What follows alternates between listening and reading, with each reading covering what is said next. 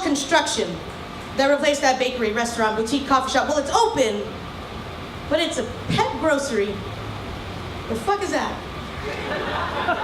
I don't know where they got the idea that people around here could afford groceries for their dog. Rocky eats Purina and leftovers. But ever since that new bus, train, trolley car, subway line, bike lane opened, everything has been water dripping from the electricity of the overhead wires. Like, why'd they take Uncle Keith's place and put in that new restaurant, bakery, bar that no one around here can even afford? It's like they are poking holes in our streets to see if we will leak from them. Every time they build, they rip at our seams, never give us a minute to mourn our holy open graves.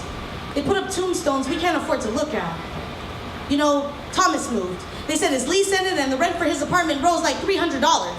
So he moved 20 miles south, or west, or north, or far away from here. He works part-time at the pet grocery now. Says the commute is worth it. Got a one-bedroom for the same price I'm paying for a studio with a broken heater my landlord is still waiting for me to pay for. It's like what we used to pay. It's like the only place that remembers us is too far to even remember how to get back here. Painting all their new buildings colors we've been using in our artwork for years and calling it new and calling it right. Making right angles of our cul-de-sac blocks, they call it cleaning up. Like we were the mess. They call us a dead end, but they're not calling this a dead end anymore.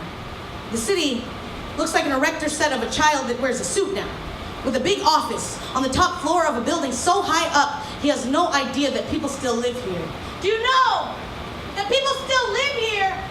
We've been living here ever since you redlined the rest of the city. We are still living, even if you didn't expect us to. The other night, we were sitting on Union, a group of like 15 white people in little shorts were running, walking, biking down the street.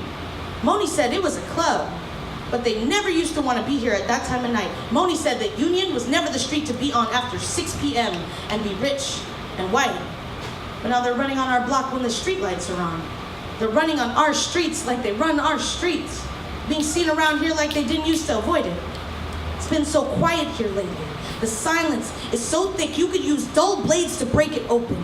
Find the pain in our backs from carrying the relics of what this used to be.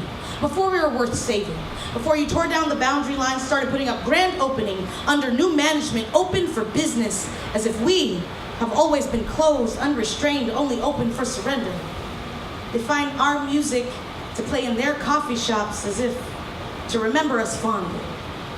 It is clear we are unwanted. It is not clear where we should go.